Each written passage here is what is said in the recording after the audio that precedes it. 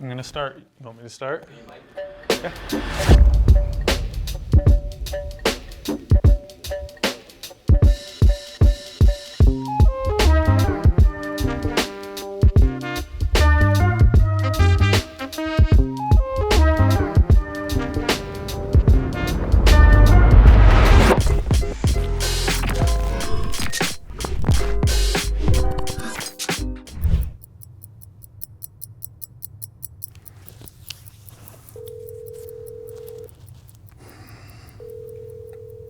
Are you rolling?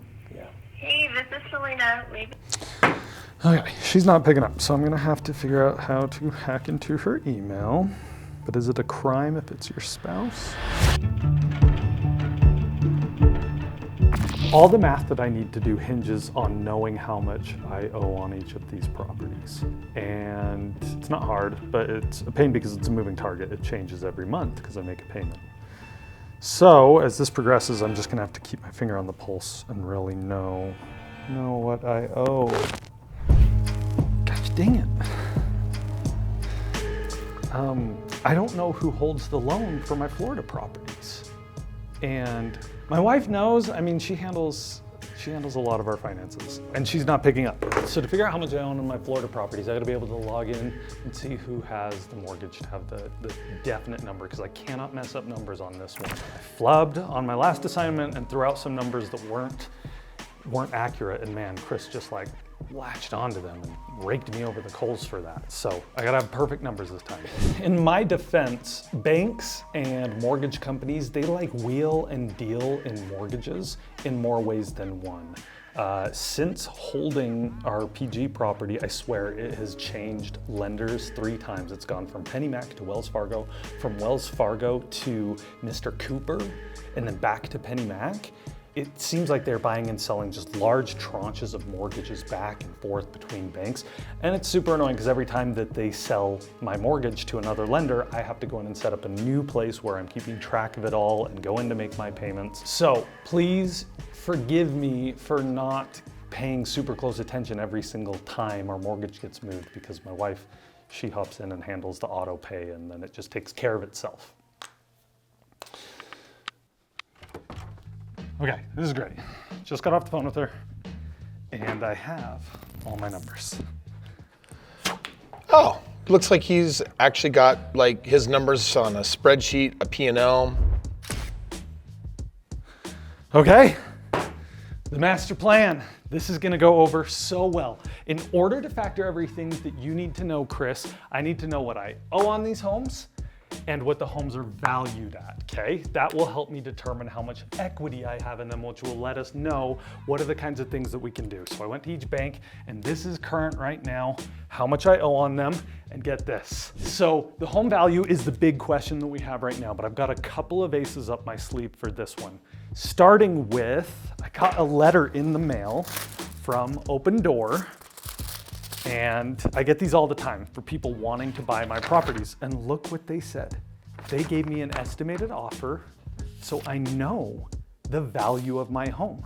I'm sure that Open Door has an algorithm or something that they go through, some quick math for them determining how much my house is worth when they're gonna make me this offer. So I know that it's at least worth $665,830, okay? I get those all the time and got very similar numbers on my Florida properties for 275 and about 270, because these are in the same range. On the new build, I won't have this number just yet. I'm gonna have to talk to some guys on Tyler's team to figure out kind of the value there, and I'm gonna double check with them on these values for the home. But once I've double checked that math, we can run the math and figure out exactly what our equity is. The only house that I actually really care about is the one that you don't have numbers for? You just completely failed this assignment. Okay, here's the thing about this right now though. I can't be wrong on any of my numbers again. So I'm actually gonna go sit down with my realtor, Tyler Bennet, and his team, and I'm gonna have them show me if they agree with these values so we can get our firm number on equity. And that'll be the step 1, is getting the equity on each of these homes. That checks off the box of what Kris is looking for in this assignment, making sure I know the exact equity in these homes as close as we can get based on home value. But I'm gonna go a step further And what we're also gonna do, man, Kris really didn't like that we are, buying building a $1.3 million home. And so I actually sat down and we figured out, me and my wife, we're gonna back some expenses out. They've already started the build. I can't stop the build. I don't wanna stop the build, but I can make it more affordable. So I've just gone through and we've actually decided we're not gonna put money into landscaping yet. We're nixing the pool and the hot tub. We were gonna put in a pickleball court. We're gonna nix that. There's a theater room downstairs that we've decided we can wait on that so we can bring that price down. And then there's some more of the basement that we're not gonna finish for a total of $210,000 of saving, which drops from 1.3 to a 1.09 build. And I know it's an improvement at least, right? I'm being reasonable with these expenses. And on top of that, when we get the loan and we have the $1,800 of rent coming in, it gets a little bit more reasonable and there's a little bit more options. Then on top of that, we're gonna figure out how much equity am I walking into when I get Tyler's opinion on my new build. And with that equity, we can determine how much of a HELOC I can get on these to go do more real estate. So this is the plan, but I cannot mess up my numbers at all this time. Here's what's cool. He's now putting $1,090,000 in. He put $300,000 down, so he's probably gonna owe closer to like $750,000 to $800,000 on this project, but it might be worth 1.4 or 1.5. And that's the number that I need Carson to give me, because what can I do? I can look at getting a HELOC after construction is complete. And if they say, well, we appraised it at, let's just call it 1.4, we go up to 90% of the value. Oh, we have a HELOC here for $250,000. Well, now I have $250,000 that was stuck in here originally as 300 grand. We can pull it out. And now we can actually put it into some future investment. That's the game plan that I'm waiting for Carson to present to me. And this is the level of sacrifice that he's got to make unless he wants to kill all the momentum of this portfolio that's just budding. Okay, I'm all set to meet with Tyler here in a couple days and getting that squared away so that I can give Kris the answers on the equity in each one of my homes. But I've watched Kris do game plans and I know that he never restricts it to just your equity in your homes. He always wants to know all of the options to see what we can roll into real estate. So I've been thinking about what are my additional options, and I've got some good ones. I've talked about how we're gonna cut costs on the new home, and that will be helpful. Kris is always asking people if they have a 401k. I don't have a 401k because I work for Kris and he doesn't provide them for any of our employees. That makes me sound like a really douchey employer. I don't give you a 401k, I just give you access to, I don't know, my multi-million-dollar real estate investing system to make millions of dollars. And instead we offer them to come do real estate with us, which is phenomenal. So I don't have a 401k. My wife has a 401k from a previous business, but I don't even want to broach that topic with her. Oh, we're gonna broach that topic. I'm not just gonna broach it, I think I'm gonna peel it wide open, and I think I'm gonna make Carson feel really, really uncomfortable. But it's worth it. 401k, hands down, is a super valuable asset when it comes to growing a portfolio. It's what I call a hidden asset. It's well, I stash money in a 401k, and because I can't touch it, it's kind of in jail. But it's actually a really great vehicle to use for putting in real estate. And the truth is there are ways of getting it out. Same thing with IRAs, or even equity in a home. Most people don't think of that as funds for being able to invest. They're just I'd set it and forget it. I'm paying off my house, I'm putting in my 401k, I leave nothing in my checking account. People walk around feeling poor, but they actually have tappable assets. And so we're gonna tap that. So we're just gonna pretend that that's not really an option that we have right now. Something else though that will be really interesting on this new build that I think is worth mentioning. We allocated space inside of the new build for my wife's massage business that has started going really, really well. And the benefit comes in two ways. There's a tax savings and then also additional income. And so it's about 400 square feet. Which we can write off about roughly $900 a year on that. So it's not huge, but it's something where we're trying to turn this home into more of an asset. But on top of that, she could probably earn anywhere from $20,000 to $30,000 a year extra by having a place to continue doing massages. A lot of times when you're doing massage, you have to pay for the space, you have to rent a space where you're doing massage. If we do it at home, we have that savings, and we can keep all of that $20,000 to $30,000 and keep it for investing. So all of that will hopefully help me move closer to being able to have enough to do another property with Kris as soon as possible. That's my goal with this, is figure out all these numbers and have this game plan ready to say, when can we do another property with Kris? That's the master plan. Now we just have to run the play. Okay, I'm super excited for this next part. Tyler's gonna have the data I need, and anything that comes from Tyler is gonna be super solid, so Kris is gonna love Tyler's numbers. And this is why I wanted to do it this way. Told you guys, Tyler is the guy with the numbers. For everything that I wrote up on the board, the only thing we're missing is what is the actual value of our house, and that's really hard. Tell me if I'm wrong, but that's hard because you only know the value of a home when it sells, when someone's willing to pay for it. But you're in this game all the time. Yep. I mean, you guys, I saw in your guys' truck outside, like 3,000 homes sold in the past 10 years or something like that, right? Yeah. So if anybody knows how to know the value of my homes, it's gonna be Tyler. So he's been so gracious as to spend some time and show us how he comes up with that, so that I can give Kris the exact numbers on what we would probably sell my house for if we were doing it right now. Yeah. And we're gonna do it on all four. Yep, let's do it. And you're accurate that at the end of the day, a property's worth what somebody's willing to pay for it. Yeah. But there's a science part of all of this, and we'll dive into the science part, and then there's also the art, the marketing, the presentation, the hey, do I do these touch-ups or these repairs? If I spend $1, am I gonna get 50 cents or am I gonna get $1.50 more? Yep. You know, and a lot of times people go wrong in repairs or rehab or upgrades when they go to sell, and they spend $1 and they get 50 cents in return. Right. And it costs them time, which time is money because you're carrying interest or whatever their carrying costs are. So we'll dive in big today to the science part of it, and then we'll talk a little bit about the art side. Okay, let's do this. Should we start with your PG house? PG house. Okay, so what we do, and I'll kind of walk you through this, Carson, but what we do, the starting point is saying what else is out there that is either for sale or that is recently sold or that's under contract. So the first thing I do is I come in here and I create this search. What is this? So this is the MLS.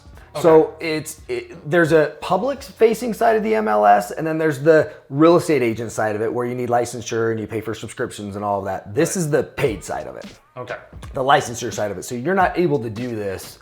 You know, you can go look up Zillow, right? And but I hear that Zillow's like inaccurate. It's all over the place. I mean, they lost tens, if not hundreds of millions of dollars when they were buying all those houses during COVID based off their Zillow price. They were paying too much for houses because they were trusting their algorithm. So if someone else wants to be able to come do this and figure out what the value is, make friends with a realtor. Have a realtor that you can work with that can give you access to the MLS. Yeah, and any realtor will do this. It's called a CMA, comparative market analysis. It's like a mini appraisal is what it is.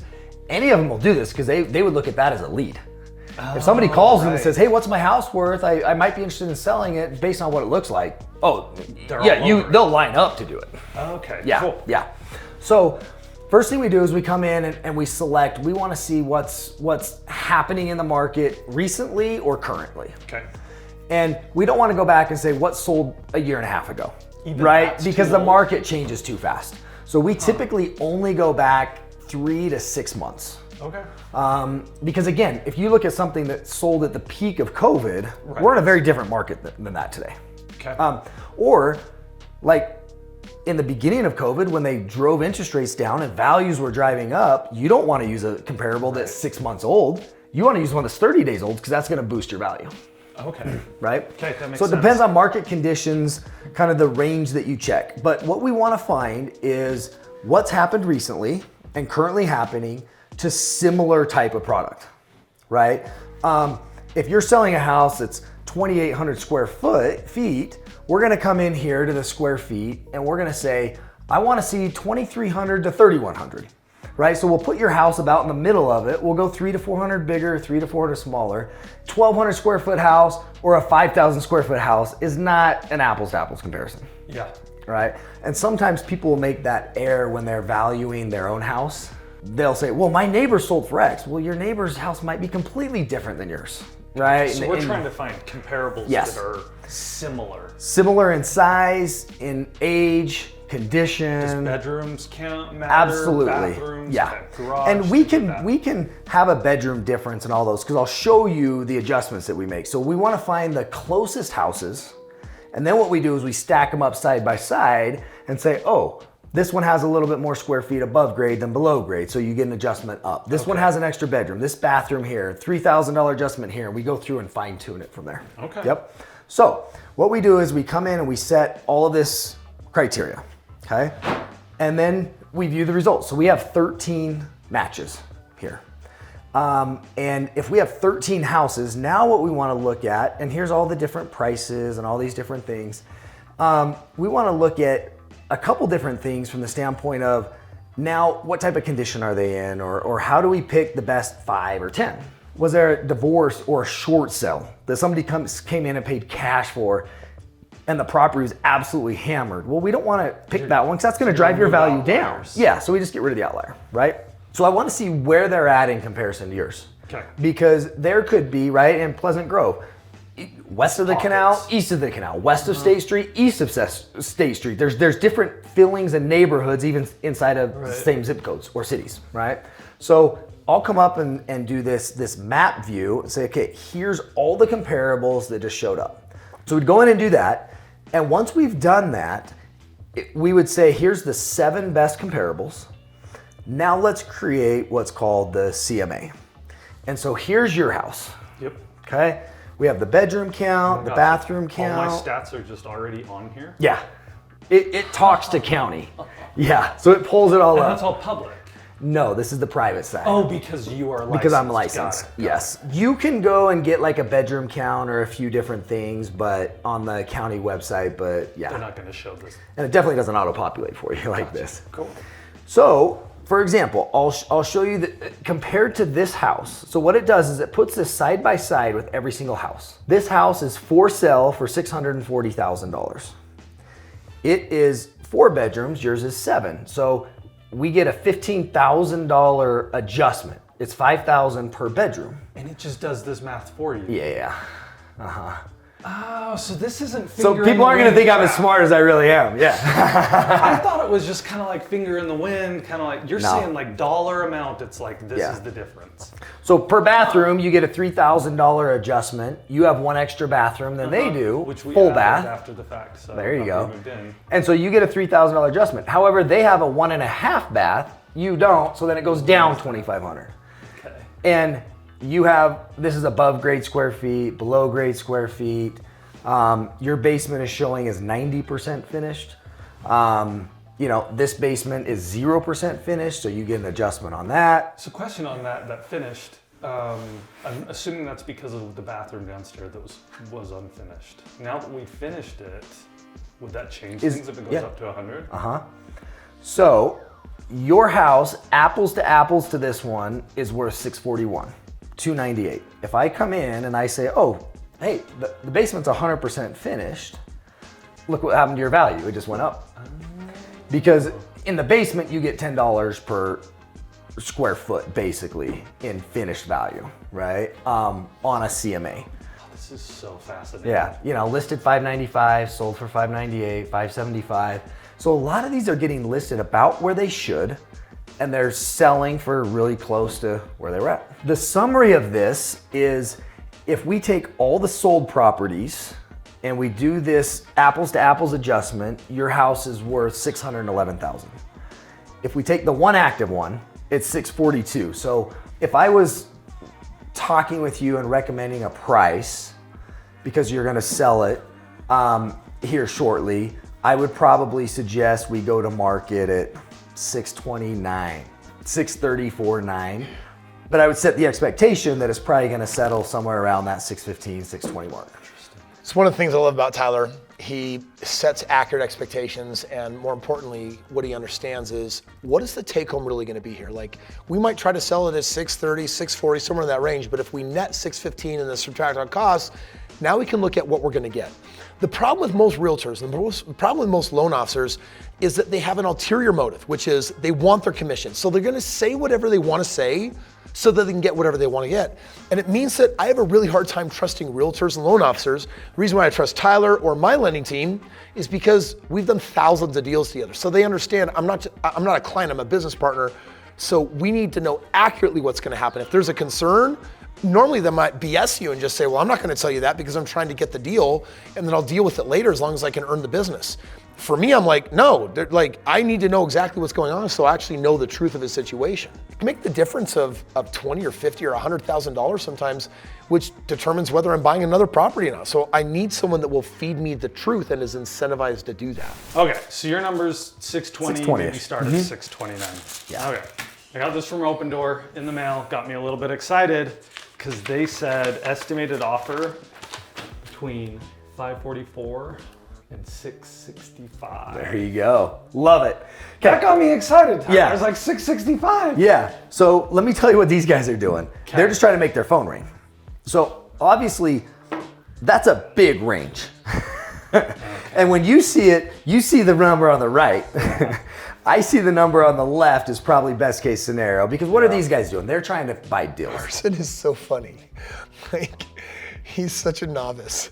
What a goober. Oh my gosh. Someone sent you a letter in the mail and said, we think your house is worth like $50,000 more than you think.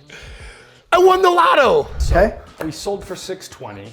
We owe on it 327. Yeah, so 293 grand. You have some closing costs in there, so let's call that like 275, right? What's really cool about this first is you don't have to pay capital gains taxes because it's a primary residence. You've lived in it the last 5 years, the gain's less than 500 grand. And so that $275,000, $290,000 just goes straight to your checking account. The question is, do I take that and just dump it into the new build?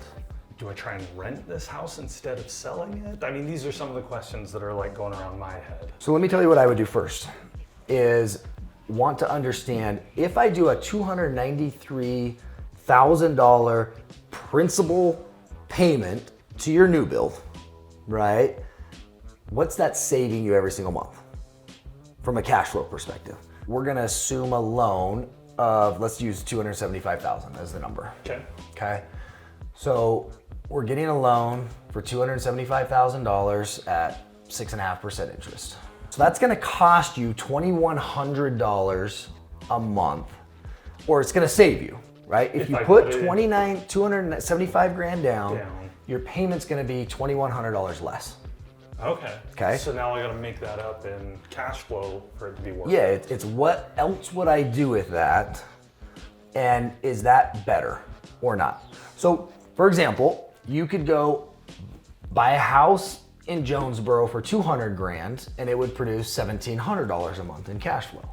If we did those ratios, you're probably better off buying that other house, right? Because you're gonna get more cash flow per dollar spent than savings on that side. Plus, you get all the tax benefits, you get the appreciation, you get all the other profit centers by acquiring rental properties.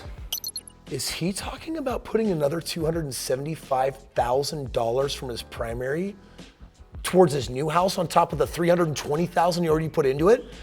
Is he trying to pay it down like another $275,000? That is not the plan. The plan is not to try to pay off the house to bring down the mortgage. He knows better. He knows that the cash flow from another investment property is smarter than reducing payment on a primary residence. Like, that's totally gonna kill his game plan. I already got $320,000. I got a fix of a mess. Now I got another $275,000. That's $600,000 sunk down the toilet. It's not gonna work. What's your current payment? Current payment is $1,969. Okay, so I'm gonna use 2,000 $2,000, for the sake of great. this, okay?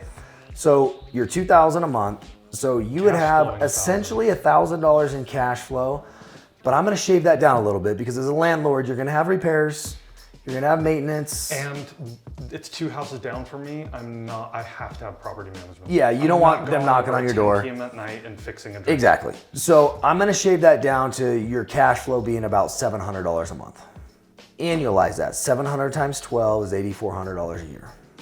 So you're cash flowing $8,400 a year. Now I'm gonna divide that into the $275,000 of cash you have inside of this house. So that's how much capital you have in this house. That's your investment. Right.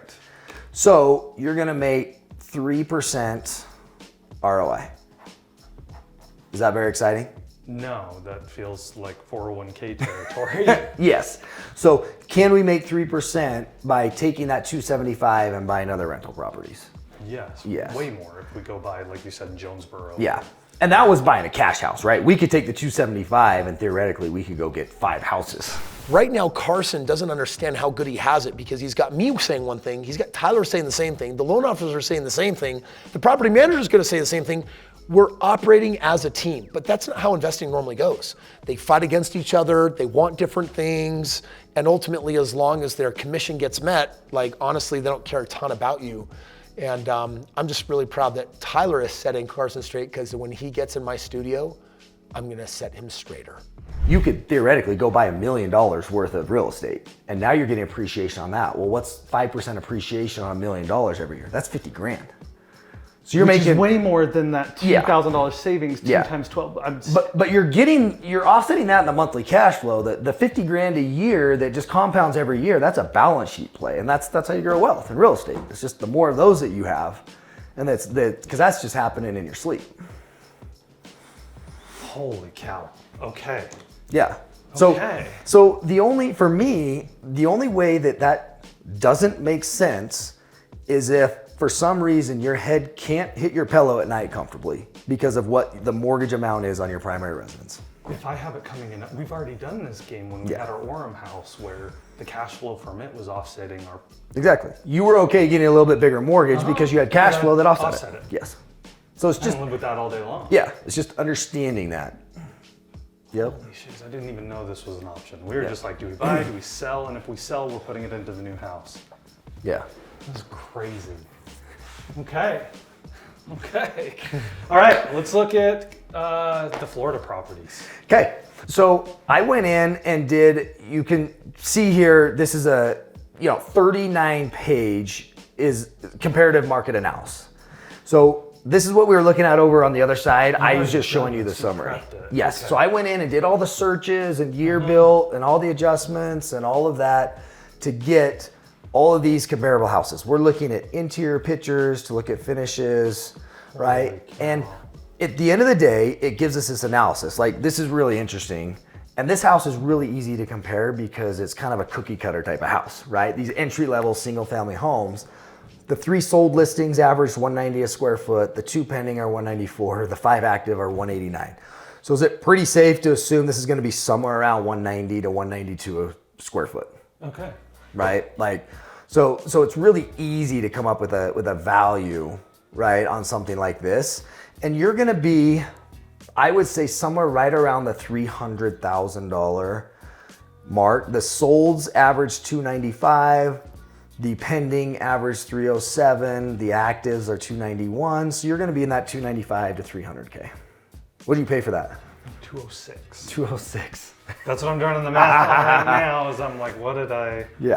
Yeah, so you're basically up, I would say 95 grand. Yeah, on that house. 94, yeah. In how many years? 4? 3.5. 3.5 years. Do you know? Okay, and this is why Kris does not buy here in Utah. He goes to these markets. Well, anybody who bought real estate 3.5 years ago is up, right? Because you had some of the COVID appreciation inside of that. But you only paid 200 grand for a brand new house. Right. And so how much capital did you put into it? Do you have 61. that? Okay. 61 down payment. So you put in 61 grand, you've made $100,000 just in the appreciation. So if you take 100 grand and you divide that by 3.5 years, that's 28 grand a year that you've made on that house. Just appreciation. Yeah, 61,000 divided into 28 grand a year. You've made 22% annualized ROI just on the appreciation. That doesn't include the cash flow or the depreciation and tax savings. Which is like $500 a month. Yeah. That I'm making on top of that. So you're easily 35% plus annualized ROI on this house so far? If there was ever a plug for people to come and do real estate with Kris, that's it. Holy cow. Yeah. Most real estate investors, they don't know how to do this math. They don't understand how to calculate ROI. And it's really just 5th grade math. All what Tyler's doing is he's taking the gain and he's dividing it by what was put out, and then he's times it by 100, and he's saying, this is your ROI just on appreciation alone. And if we look at all of the other ROIs, like the principal reduction from the tenants paying the house down, or the cash on cash ROI from actually the money that you're receiving in surplus from the rents after paying out all your expenses, or even your tax to depreciation, like there's an ROI on that. If you can calculate those 4 ROIs, you're a knowledgeable real estate investor. And now you can start comparing apples and oranges and start saying, wow, now you can make more intelligent decisions, Carson. All right, can we talk my PG lot? The reason that I'm doing this is because Kris was very upset to find out that I slowed down the growth of my portfolio to build.